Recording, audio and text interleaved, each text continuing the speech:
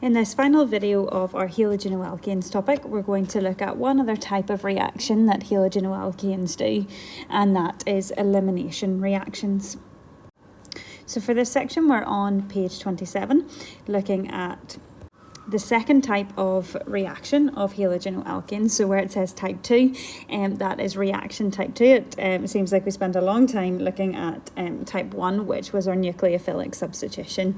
But other reactions that halogenoalkanes can do are elimination reactions. And what we'll see with these is that these are also the reaction of halogenoalkanes with hydroxide ions, but hydroxide ions in a different solvent. So previously what we saw was that when aqueous, so that means dissolved in water, when aqueous hydroxide ions react with halogenoalkanes, the reaction is nucleophilic substitution. So the hydroxide ions act as nucleophiles and they undergo substitution. However, if the hydroxide ions are dissolved in ethanol, we call that ethanolic hydroxide ions. So you might want to highlight that, ethanolic hydroxide ions. How that would be shown would be OH minus and then in brackets a subscript ETH. That shows dissolved in ethanol. With aqueous hydroxide ions, it would be OH minus AQ, if you wanted to write that up there. So that's how it would be shown as dissolved in a different solvent. So if we have ethanolic hydroxide ions, a completely different reaction occurs. What we see happening here is a reaction called elimination. So what is an elimination reaction? Well, an elimination reaction is a reaction in which a small molecule is removed from a larger molecule. So we're removing a small molecule from a larger molecule. The molecules that can be removed from molecules can be things like water or a hydrogen halide, some sort of small molecule. So how do we do this? Well, we boil the halogenoalkane with an ethanolic, and that's so important, an ethanolic solution of sodium hydroxide. So if it was an aqueous solution of sodium hydroxide, we would say nucleophilic substitution.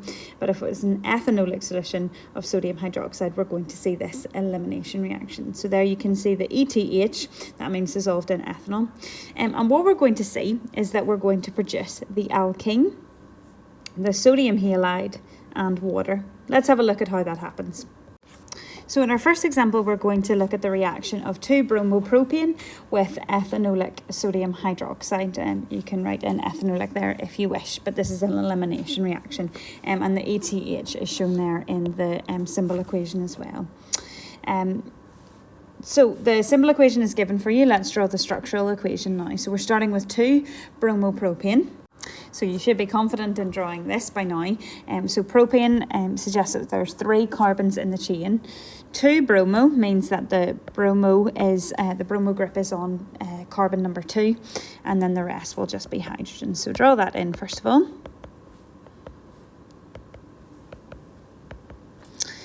We're then reacting it with sodium hydroxide. I'm just going to write this as OH minus and then ETH.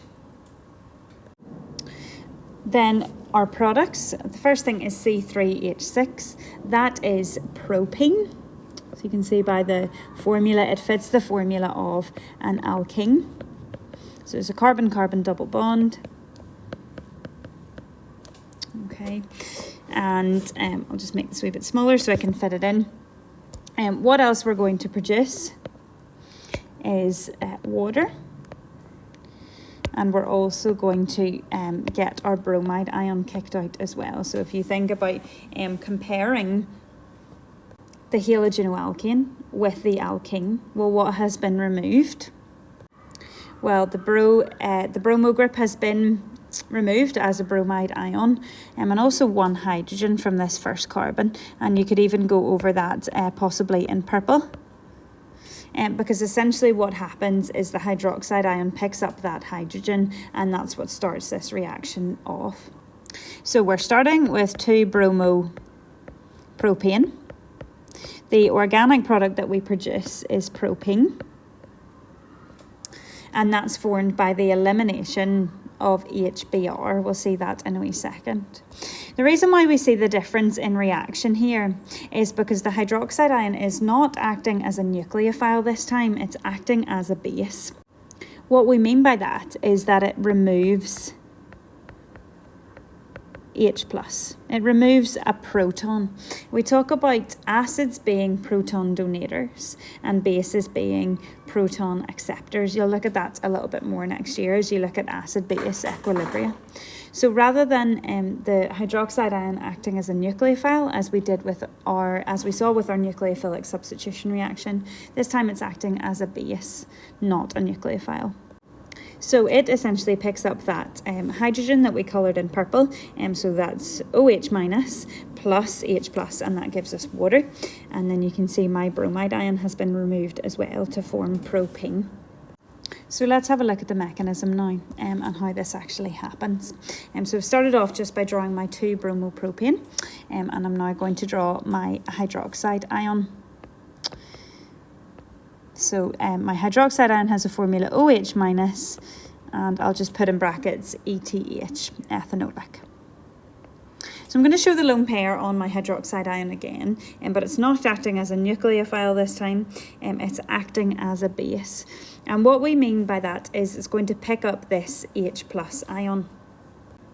It just is a hydrogen atom as part of the halogenoalkane molecule, but we're just going to pick up the hydrogen itself with none of the electrons, and that makes it an H+ ion.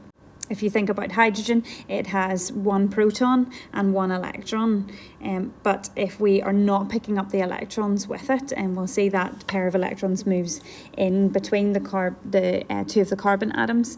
But if hydrogen has lost an electron, therefore, and we're just picking up hydrogen, then it is literally just a proton, and bases are called proton acceptors. So let's see that in terms of a mechanism. What happens is this hydroxide ion uses its lone pair of electrons to act as a base and pick up this hydrogen, which will be H+, because we're not taking any of the electrons with it, and we don't need any electrons to make that bond, so it'll be OH minus reacting with H+. Hydrogen can't have more than 1 bond, so when it forms a bond with this OH minus ion, then it's going to break away from the halogenoalkane molecule, and as a result, this pair of electrons here is going to move in here. Okay, that pair of electrons moves in to form a double bond between those first 2 carbon atoms. So the hydrogen is picked up, and the pair of electrons from the carbon-hydrogen bond moves in to form a double bond with between the 2 carbon atoms. What that would then mean for this central carbon atom is it would have 5 bonds. So if you think it's now going to have a double bond to that first carbon atom, and then it has 3 other bonds, it can't have that. So it needs 1 bond to break. And have a think, what bond is most likely to break? Well, because this carbon-bromine bond is polar, because the bromine is slightly negative anyway, this is your weakest bond. And so that bond breaks. And we show that by a curly arrow this way. We can show this all simultaneously because it's happening at the same time. As the hydroxide ion picks up the hydrogen, that pair of electrons moves in to form a double bond with the adjacent or the carbon that it's attached to. And then as a result, that central carbon cannot have 5 bonds, and so the carbon-bromine bond breaks, allowing the bromide ion essentially to escape with that pair of electrons that was in the carbon-bromine bond. So what do we produce as a result? Well, let's draw, as we always do, our what we had originally. So if you think of our first carbon, it now only has 2 hydrogens attached to it because that purple hydrogen has been picked up. It now has a double bond with the carbon next to it because that pair of electrons, which I'll show here, that pair of electrons from the original carbon-hydrogen bond has now moved in to form a double bond with that adjacent carbon, the carbon that it's attached to. Let's think of that central carbon now. It has now lost its bromine atom that it was attached to, and so it's just now attached to hydrogen and the CH3 group at the end. You can draw the full structure of that if you wish. Hopefully that makes sense. So we've essentially removed the hydrogen and the bromine, and that has formed propane. So what else have we produced then? Well, we're also going to have H2O, and that H2O is from the OH minus that has reacted with the H plus ion, the H plus ion that it has picked up from the halogenoalkane. What's the other thing that we formed? Well, we formed a bromide ion because that carbon-bromine bond broke and the bromide ion escaped with that pair of electrons. So that is the elimination reaction of halogenoalkanes, and we'll have a look at another example now. But that's the reaction of halogenoalkanes with ethanolic sodium hydroxide, and it reacts as a base rather than a nucleophile. So picks up a hydrogen, that causes that carbon-hydrogen bond to break and form a double bond with the adjacent carbon, and as a result, the bromine leaves. Things to note are that the hydrogen that the hydroxide ion picked up was the one that was adjacent to the carbon that the bromine is attached to. So it's not the same central carbon that the bromine is attached to. It's a hydrogen from the carbon beside it. Because if we eliminated one of the hydrogens attached to the carbon that the bromine is attached to, then we'd have nowhere for that the pair of electrons from the carbon-hydrogen bond to go to, and then ultimately eliminate the bromine atom. So it is one in the adjacent carbon. And we'll see that with our other examples. So yes, the difference in mechanism is arising from the fact the hydroxide ion is acting as a base rather than a nucleophile. And in reality, we will see a mixture of products regardless of what solvent we're using, whether our solvent is water or ethanol. So that's stated down below. If our solvent is water, our main product will be the corresponding alcohol, as we saw with nucleophilic substitution. But if our solvent is ethanol, the main product will be the alkene as a result of the elimination that we've just seen. But in reality, we'll see a mixture of products. But the solvent that we use will determine the main product that will form the product that will predominate.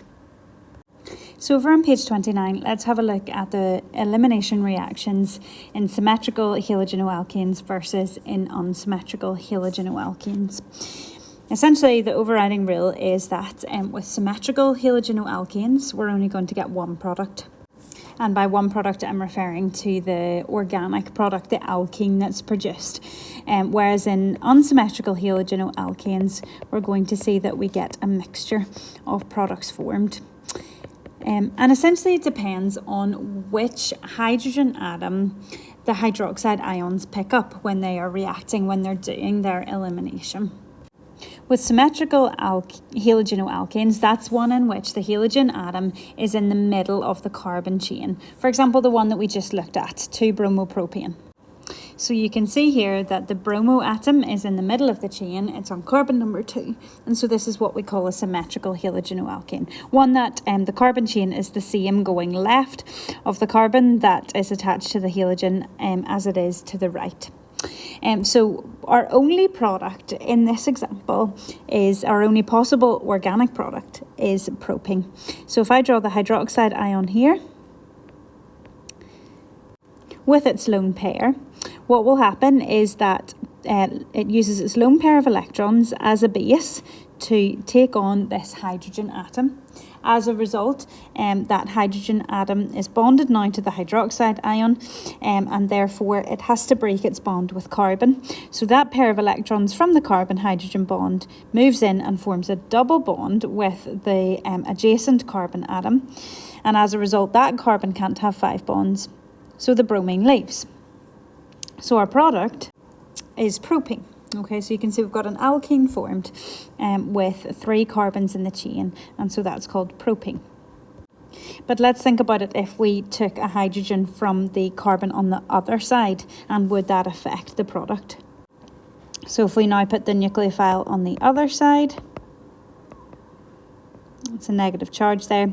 And if it picks up a hydrogen from the other adjacent carbon, so remember we're picking up a hydrogen from an adjacent carbon, so not the carbon that the halogen is attached to, but the one beside it. So it's picking up this hydrogen. That pair of electrons is moving to form a double bond between the carbon atoms, and as a result our bromine is leaving. Let's have a think about our product now. And so we've got a double bond between the first two carbons. The first carbon is attached to two hydrogen groups, and the second carbon, the one that's in the middle of the chain, is now going to be attached to a CH3 and an H. Don't worry, you don't need to rub out what you had in your notes, because let's have a look at what this product is. 3 carbons in the chain, double bond between carbon 1 and 2. That's exactly the same as what you've just drawn. It's essentially just it reversed or flipped round. This is propane as well. So because this is a symmetrical halogenoalkane, it doesn't matter which side, to the left or to the right, of the carbon that's attached to the halogen, it doesn't matter which side the hydrogen is picked up from, it's going to produce the same alkene product. But it's not the case if we have an unsymmetrical halogenoalkane. If we have an unsymmetrical halogenoalkane, depending on which side of the carbon chain the hydroxide ion takes the hydrogen from, it will actually get a slightly different product, essentially positional isomers of the alkene. So let's look at the example of 2-bromobutane. So here's the structure of 2-bromobutane. So butane tells us that there's 4 carbons in the chain, and 2-bromo means that the bromo group is on carbon number 2. So when this reaction happens, the hydroxide ion acts as a base and picks up a hydrogen on the adjacent carbon. What we mean by that is not the carbon that the halogen is directly attached to, but one of the carbons either side of that carbon atom. So let's show, for example, the hydroxide ion picking up a hydrogen on the right-hand side of the molecule. So it's going to pick up this pink hydrogen here. That pair of electrons from the carbon-hydrogen bond is then going to be used to form a double bond between those two carbon atoms. And then as a result, the carbon-bromine bond will break. Let's have a think about what that will produce. Well, you can see that the double bond is going to be between carbons 2 and carbon 3. So let's show that. So there's the carbon-carbon double bond. And if you look at this carbon here that I've put a dot beside, that's now going to have, the bromine group is going to have left, and it's going to have a CH3 group attached to it, and it's going to have a hydrogen group attached to it. Let's look at the carbon, the other carbon of the double bond, the one I've put a black dot at now, and that's going to have a hydrogen and a methyl group. So what is this product? Well, this product is, let me put a line through our longest chain. You don't have to do this in your notes necessarily. This is but2ene. So the product we formed by removing that particular hydrogen atom, the pink one, or the one that we've represented in pink, is but2ene. But what happens if I pick up a hydrogen from the other adjacent carbon? You might think it doesn't matter, but actually it does. Okay, so if we draw another hydroxide ion, again, it'll be dissolved in ethanol, so that this is an elimination reaction. It will use its lone pair to pick up that H+ ion. That will cause the carbon-hydrogen bond to break, and that pair of electrons will form a double bond between those two carbon atoms, and then that will remove the bromine. So what we're representing here is where the pink changes have not happened, so we're ignoring those pink ones now. So just looking at the purple side of this mechanism. So what are we left with? Well, we're going to have the carbon-carbon double bond between carbons 1 and carbon 2. So the carbon on the end, the first carbon, this one here that I'm putting a black dot now, that has 2 hydrogens attached to it. And then this carbon, the other carbon of the double bond, is going to have an ethyl group attached to it, so C2H5. If you count that all in all, remember the pink hydrogen hasn't been removed.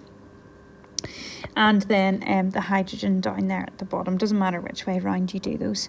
So what is this molecule? Well, find the longest chain. It's going to be 4 carbons again, because that's C2. Those will be within a carbon chain. You can draw that out fully if you prefer to see it that way.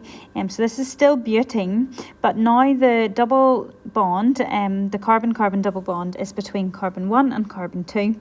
And so therefore this is now but1ene. So you can see that when we have an elimination reaction happening to an unsymmetrical halogenoalkane, then we're going to have a mixture of products formed. And you may have to show that with a mechanism, or you may be just asked to name the 2 different products that would form. In each case, you will also have water being given off, so H2O, and also your bromide ion will have left as well as your leaving group, so you can add those into your mechanism if you wish, but we're really just referring to the organic product here, and the difference in those. So just to finish off this section, which completes the reactions of halogenoalkanes, let's have a quick look of substitution versus elimination. So you can see that depending on the solvent, we're reacting both with hydroxide ions, or in both reactions, but the solvent will totally determine what type of reaction happens.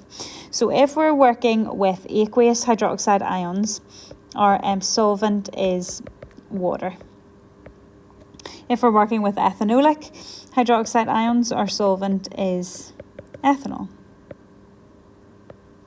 And as a result, we get 2 different reactions happening. With aqueous hydroxide ions, we see nucleophilic substitution.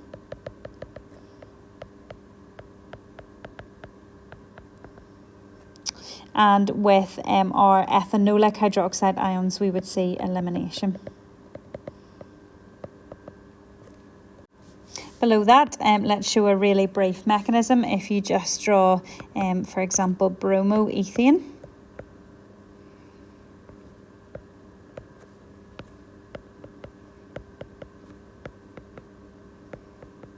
And you do need to show your partial charges on your carbon halogen bond, your delta plus, delta minus.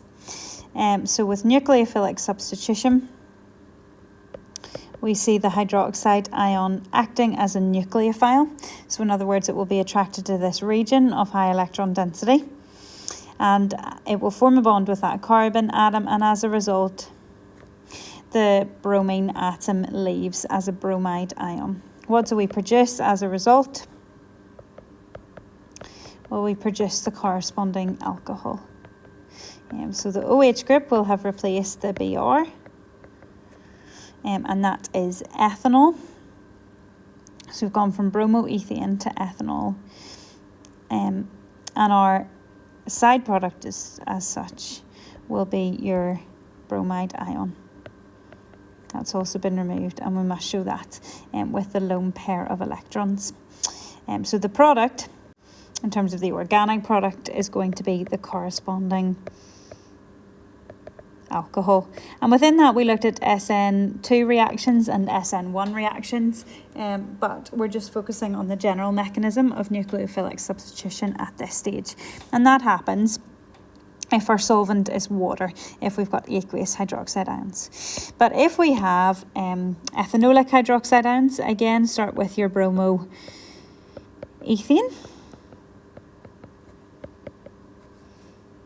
And we'll show our delta charges on our bond again.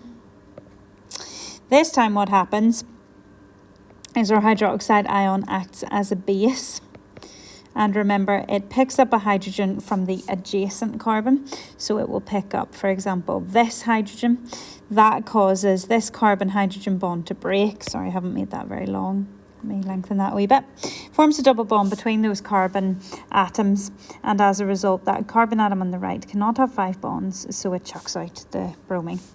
And what do we get as a result? Well, we get the corresponding alkene, which is going to be ethene in this case. And we'll also get water, H2O, from the reaction of our hydroxide ion that picks up a hydrogen atom from the halogenoalkane molecule. and we'll also get our bromide ion that has left, which if we have reacted this with sodium hydroxide, you would get sodium bromide being formed, or potassium hydroxide would be potassium bromide being formed. So again, how does that compare in terms of the product formed? So the organic product formed is the corresponding alkene. So you can see that changing the solvent changes the type of product that we form completely. And so if we were using this as a method of preparing our organic product, we'd have to be really careful about the solvent that we used. If we want to form the alcohol, we would use aqueous hydroxide ions. If we wanted to form the alkene, we would use ethanolic hydroxide ions. But as we said previously, in reality, you'll get a mixture of products with these, but the solvent that you use will determine the main product of these reactions. So that's the elimination reactions of halogenoalkanes covered now, and that's the last main part of this topic. And so what you should do at this point is complete the mechanism on the summary revision page, just so that A3 sheet is now complete with a summary of your mechanisms from organic chemistry at AS level. And you'll be glad to hear that that's the last mechanism that you need to study within AS chemistry. There's no mechanisms to study with the topic of alcohols. So then, to finish off this topic, you have a brief look at the effect of CFCs on the ozone layer. CFCs stands for chlorofluorocarbons. And this is something that you can work through yourself independently. So have a read through the notes and you can let me know if there's anything you don't understand. The only thing that you need to fill in this section that's missing is on page 31, there is a brief mechanism. Let's just have a quick look at that now. So it's in this space here on page 31. Have a go at yourself. It's the homolytic fission of the chlorine carbon bond within CFCs. So if you draw the formula of CFCl3, so that's one carbon attached to a fluorine and 3 carbons, and see if you can draw the mechanism for the homolytic fission of the one of the carbon chlorine bonds to produce a chlorine radical. So see if you can give that a go yourself, and you can use the completed notes if you're not sure or if you want to check. So work your way through that section. It's pretty self-explanatory, just a little bit of application of halogenoalkanes and their effect in the environment. So you can have a wee read through that. Then you can complete the questions on pages 32 to 38. These are just your end of topic questions as such. There's no obligation to do these. You don't have to submit them. But if you would like to give them a go as a summary of this topic, then please do. And you can check your answers with the completed notes and let me know if you have any questions. So that's halogenoalkanes complete. Well done for making it to the end of it. I think it's probably one of the hardest AS organic chemistry topics. A lot of methods of preparation, one very, very detailed one, and then lots of detail to look on their reactions and their mechanisms. So good job for making it to the end. All that's left to do now is really the alcohols topic, and I will upload work for that in a separate folder. Again, just let me know if you have any questions. Thanks.